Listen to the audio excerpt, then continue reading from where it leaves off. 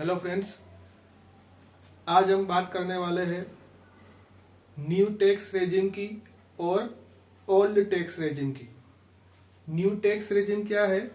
नए tax rate जो अभी इंडिया में लॉन्च हुए हैं और पुराने वाले जो भी टैक्स रेट है उसकी बात कर रहे हैं।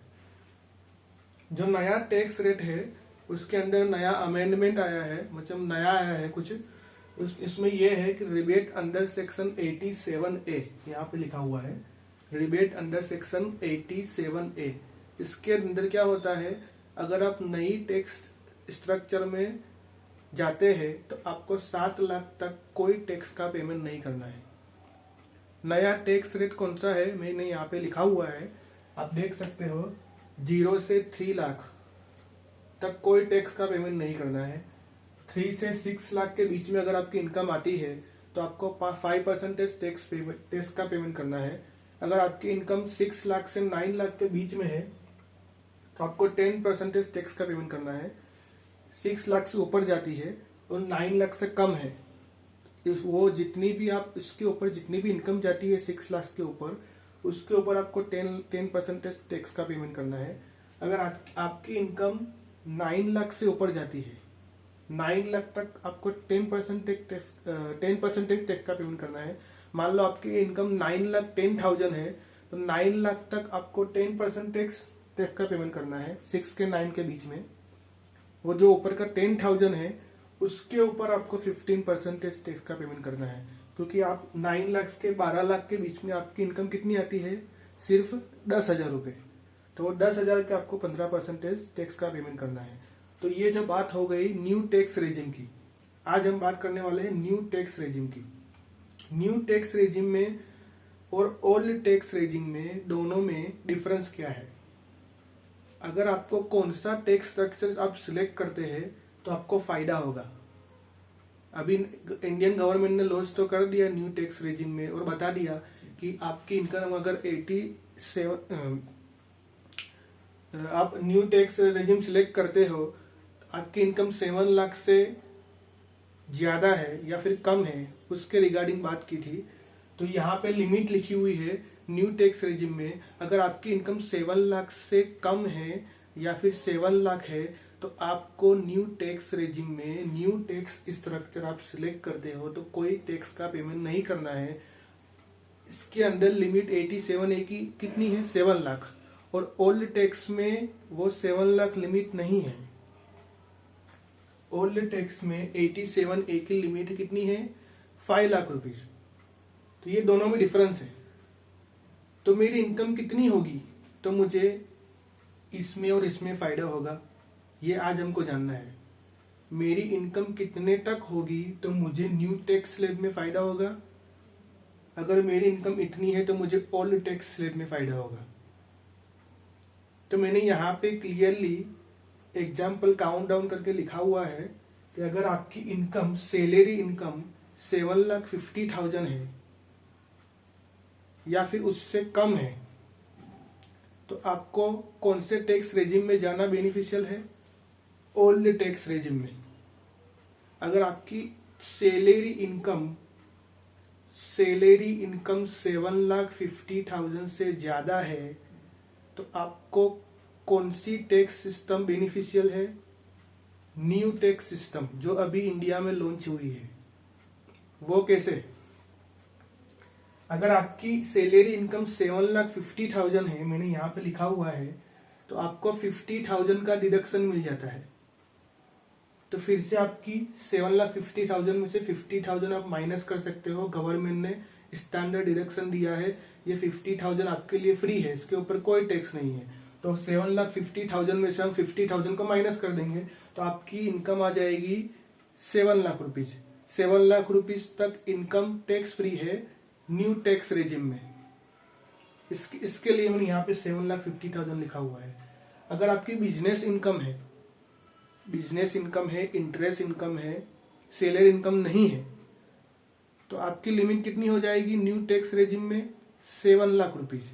7 लाख रुपीज से ज्यादा की इनकम है तो आपको कहाँ पे जाना है, न्यू टैक्स रेजिम में। अगर 7 लाख रुपीज से कम इनकम है या फिर उतनी इनकम है तो आपको कौन से टैक्स में आना है? ओल्ड टैक्स स्ट्रक्चर में। चलिए ये तो मैंने बता दिया कि 7,50,000 अगर आपकी इनकम है तो आपको न्यू 7,50,000 से ज़्यादा सैलरी इनकम है या फिर 7 लाख से ज़्यादा बिजनेस इनकम है तो आपको न्यू टैक्स स्ट्रक्चर में आ जाना है। और यहाँ पे एक नुकसान भी है, अगर आप ये टैक्स स्ट्रक्चर सिलेक्ट करते हो तो आपको डिडक्शन नहीं मिलेगा। मीन्स गवर्नमेंट ने ऐसे इन्वेस्टमेंट बनाया है, अगर वो इन्वेस्टमेंट में आप इन्वेस्टमेंट कर देते हो तो आपकी इनकम में से वो माइनस हो जाएगा, उतनी अमाउंट माइनस करके आपको टैक्स का पेमेंट करना है। तो ये सिस्टम किस में है? पुराने वाले टैक्स स्ट्रक्चर में है। पुराने वाले टैक्स स्ट्रक्चर के टैक्स स्लैब कौन से है? ये वाले। अगर आपकी इनकम 0 से 2.5 लाख है तो आपको कोई टैक्स का पेमेंट नहीं करना है। अगर आपकी इनकम 2.5 लाख से ज्यादा होती है तभी आपको इनकम टैक्स रिटर्न फाइल करना है, और 2.5 लाख से 5 लाख से बीच में है तो 5% टैक्स लगेगा। 5 लाख से 10 लाख के बीच में इनकम आती है तो 20% टैक्स लगेगा। मैंने आपको पहले ही बताया था कि अगर 5 लाख तक आपकी इनकम है ओल्ड टैक्स स्ट्रक्चर में तो आपको कोई टैक्स नहीं लगेगा। आपको 87A के तहत आपको रिबेट मिल जाएगा। और नए वाले में कितना है? 7 लाख रुपीज। पुराने वाले में 5 लाख। नए टैक्स स्ट्रक्चर में लिमिट कितनी है? 7 लाख रुपीज तक आपकी इनकम है तो आपको 87A के तहत आपको रिबेट मिल जाएगा। 7 लाख तक आपको टैक्स फ्री इनकम है न्यू टैक्स रेजिम में। और ओल्ड टैक्स रेजिम में 5 लाख तक आपको कोई टैक्स का पेमेंट नहीं करना है। पर ये 5 लाख लिमिट जो है इसके लिए आपको कुछ करना पड़ेगा। क्या करना पड़ेगा? इन्वेस्टमेंट करना पड़ेगा। देखो मैं आपको बताता हूं, मैंने ओल्ड टैक्स रेजिम सिलेक्ट की है क्योंकि मेरी इनकम 7,50,000 7,50,000 से ज्यादा नहीं है, इसलिए मैं ओल्ड टैक्स रेजिम में जाता हूं। तो मेरी यहाँ पे इनकम कितनी है? 7,50,000। बिजनेस इनकम कितनी है? 7 लाख। इस सैलरी में आपकी इंटरेस्ट की FD की इनकम भी हो सकती है, आपने किसी अपना हाउस रेंट पे दिया है वो भी इनकम सारी प्लस होके 7,50,000 मेरी इनकम यहाँ पे है। अगर आपकी इनकम 7,50,000 है ओल्ड टैक्स रेजिम में, इसमें से आपको कितना डिडक्शन मिल जाएगा? दोनों में मिलेगा ये 50,000 का। आपको 50,000 आप डिडक्ट कर दोगे तो आपकी इनकम कितनी आ जाएगी? 7 लाख रुपीज। अभी 7 लाख रुपीज जो मेरी इनकम है वो 7 लाख में से मुझे 2 लाख का इन्वेस्टमेंट करना पड़ेगा।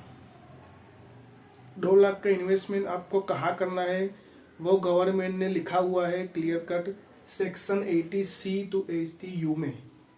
आप कहाँ कहाँ इन्वेस्टमेंट कर सकते हैं।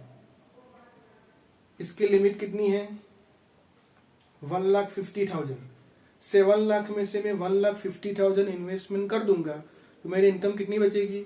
5,50,000। मुझे कितनी लानी है? 5 lakh rupees. New tax structure है उसमें 7 लाख है, ओल्ड टैक्स स्ट्रक्चर में कितना है? 5 लाख तक की इनकम अगर मेरी आ जाती है सारे इन्वेस्टमेंट को माइनस करके तो मुझे कोई टैक्स का पेमेंट नहीं करना है। अभी मेरी इनकम कितनी लिखी हुई है मैंने? सैलरी इनकम 7,50,000, उसमें से मैंने 50,000 माइनस कर दिए तो मेरी अभी भी इनकम कितनी है? 7 लाख रुपीज। 2 लाख का इन्वेस्टमेंट मुझे करना है। उसके लिए गवर्नमेंट ने सारे ऑप्शन आपको दिए हुए हैं। देखो 1,50,000 तक आप इन्वेस्टमेंट कर सकते हो और कहाँ कहाँ पे कर सकते हो? लाइफ इंश्योरेंस में आप इन्वेस्टमेंट कर सकते हो पूरा का पूरा 1,50,000। ELS म्यूचुअल फंड में आप पूरा का पूरा 1,50,000 कर सकते हो। होम लोन प्रिंसिपल, अगर आपने होम लोन ली है उसके ऊपर जो मूडी होती है प्रिंसिपल अमाउंट का आप पेमेंट करोगे 1,50,000 का, तो वो भी आप अपनी इनकम में से माइनस कर सकते हो टैक्स बचाने के लिए। और प्रोविडेंट फंड में, पब्लिक प्रोविडेंट फंड में, नेशनल सेविंग सर्टिफिकेट में, ये सारे जो लिखे हुए हैं मैंने, इसमें आप 1,50,000 तक का इन्वेस्टमेंट कर सकते हैं। पर आपको चूज करना है किसमें कितना करना है। देखो यहाँ पे मैंने लाइफ इंश्योरेंस ले लिया। मैं लाइफ इंश्योरेंस टोटल सारी चीजें टोटल 1,50,000 के ले सकता हूँ, पर मैं थोड़ा थोड़ा सब में लेता हूँ। देखो मैंने लाइफ इंश्योरेंस ले लिया 30,000 का। मैंने म्यूचुअल फंड में इन्वेस्टमेंट कर दिया ELSS म्यूचुअल फंड में 20,000 रुपए का। अभी कितने हुए? 50,000 हुए। अभी भी 1 लाख बाकी है। मैंने होम लोन लेके रखी है और उसका पेमेंट में करता हूँ 50,000 प्रिंसिपल अमाउंट। इंटरेस्ट की बात नहीं कर रहा हूँ मैं, इंटरेस्ट का पेमेंट नीचे आएगा। अभी मैं बात कर रहा हूँ प्रिंसिपल अमाउंट। जो मेरी अगर 5 लाख की लोन है तो 50,000 का हफ्ता है, 50,000 का मेरा जो EMI है, उसके ऊपर 10,000 इंटरेस्ट है। तो टोटल कितना हो गया? 60,000 का EMI हो गया। उसके अंदर 50,000 प्रिंसिपल है प्लस 10,000 इंटरेस्ट है। वो इंटरेस्ट की बात नहीं कर रहे हैं हम, 50,000 प्रिंसिपल अमाउंट की बात कर रहे हैं। वो उसका पेमेंट हमने कर दिया 50,000। अभी मैंने प्रोविडेंट फंड में इन्वेस्टमेंट कर दिया, PPF में, नेशनल सेविंग सर्टिफिकेट में 50,000 का इन्वेस्टमेंट कर दिया। टोटल इन्वेस्टमेंट मेरा हो गया इस साल का 1,50,000। मैंने इस तरीके से इन्वेस्टमेंट किया है, इंश्योरेंस में, म्यूचुअल फंड में, प्रोविडेंट फंड में, होम लोन का पेमेंट किया है, प्रिंसिपल अमाउंट का, वो सारी चीजों में इन्वेस्टमेंट करके मैंने टोटल इन्वेस्टमेंट कितना कर दिया? 1,50,000 का। समझ में आ रहा है? ये आप चेंज कर सकते, कितना भी कर सकते हो। मैं पूरा का पूरा 1,50,000 म्यूचुअल फंड में भी डाल सकता हूँ, पूरा का पूरा इंश्योरेंस में भी डाल सकता हूँ, पूरी की पूरी लोन में भी पेमेंट कर सकता हूँ। पर कहाँ तक? 1,50,000 तक ही कर सकते हो। उससे ज्यादा करोगे तो आपकी इनकम में गिनी जाएगी। यहाँ पे मैंने 7,50,000 में से 50,000 माइनस कर दिए, 7 लाख बचे। उसमें से 1,50,000 माइनस कर दिए तो कितने बचे? 5,50,000। 5,50,000 में अगर आपको अभी भी 5 लाख तक जाना है, 5 लाख तक जाओगे तभी आपको कोई टैक्स का पेमेंट नहीं लगेगा। तो इसके लिए अभी 50,000 बाकी है मेरा। तो वो 50,000 को मैं कहाँ पे इन्वेस्ट कर सकता हूँ? मेडिक्लेम में, हेल्थ इंश्योरेंस में। मान लो मेरे हेल्थ इंश्योरेंस की लिमिट कितनी है? आप 25,000 तक का इन्वेस्टमेंट कर सकते हो। अगर मैं मेरा हेल्थ इंश्योरेंस लेता हूँ तो मुझे 25,000 का मैक्सिमम 1 साल के लिए उसका इंश्योरेंस का पेमेंट कर सकता हूँ, जो प्रीमियम अमाउंट आएगा। अगर मैं फैमिली को भी इंक्लूड करता हूँ तो उसकी लिमिट ज्यादा है, 50,000 हो जाएगा। मैं मेरे फैमिली के अलावा मेरे मदर फादर को भी इंक्लूड करता हूँ तो और 60,000 मिल जाएंगे। अगर मैं पूरी फैमिली को इंक्लूड कर देता हूँ तो मुझे मेडिक्लेम का 1 लाख तक का इंश्योरेंस मिल सकता है। उसका कैलकुलेशन अभी हम नहीं करेंगे। अगर हेल्थ इंश्योरेंस के साथ साथ मैं मेडिकल चेकअप करवाता हूँ तो उसका भी आपको मिल जाएगा यहाँ पे। तो अभी नॉर्मल कितना है? मैंने हेल्थ इंश्योरेंस लिया है तो मैं 1 साल के अंदर 25,000 तक का प्रीमियम का पेमेंट कर सकता हूँ। तो मैंने यहाँ पे लिख लिया 25,000 तक का प्रीमियम का पेमेंट मैंने कर दिया। अभी यहाँ पे होम लोन इंटरेस्ट की बात कर रहे हैं हम। होम लोन का इंटरेस्ट है, पेमेंट है, आपको मैक्सिमम 2 लाख तक का मिल सकता है। मैंने अभी आपको आगे बात की थी 50,000 का आपका EMI कितना है? एग्जाम्पल के तौर पे 60,000 का है। उसके अंदर 50,000 क्या है? प्रिंसिपल पेमेंट है, 10,000 इंटरेस्ट का पेमेंट है। वो 10,000 इंटरेस्ट आप यहाँ पे लिख सकते हो, वो भी आपको मिलेगा। देखो मैंने यहाँ पे 10,000 का इंटरेस्ट का लिख लिया। अभी इससे आगे वाली नेक्स्ट बात कौन सी है? यहाँ पे interest on savings account interest.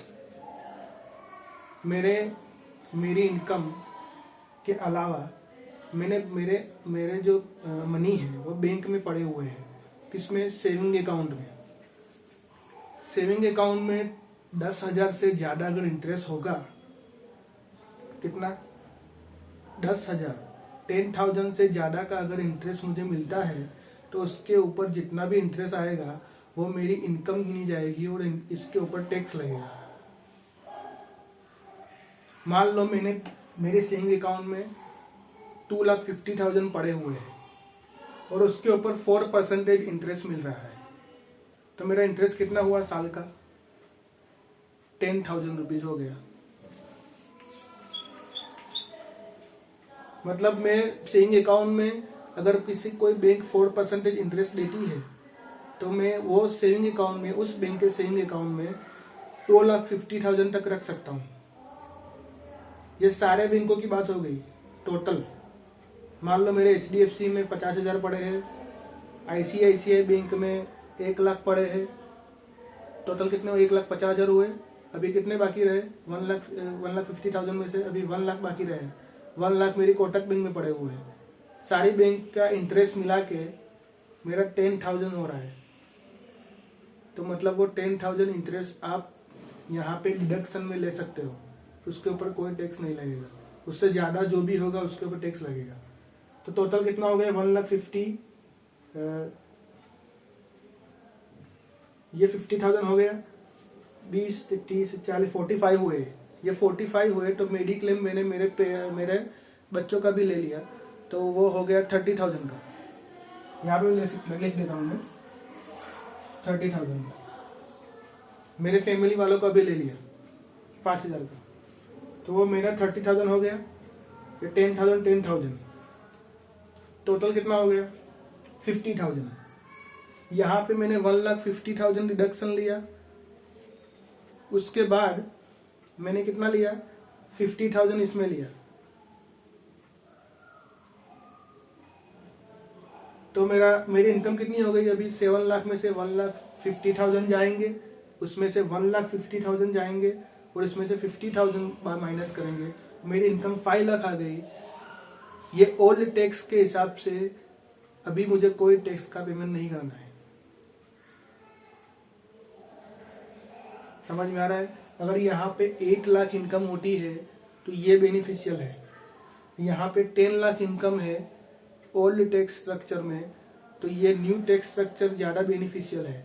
आप एक बार लाइफ टाइम चेंज कर सकते हो। अगर आप पुरानी वाली टैक्स स्ट्रक्चर में है तो आप नए वाले टैक्स स्ट्रक्चर में जा सकते हो। ये गवर्नमेंट ने आपको छूट दे रखी है, पर एक ही बार करना है। अगर आप इसमें आ गए तो आप इसमें नहीं जा सकते। समझ में आ रहा है?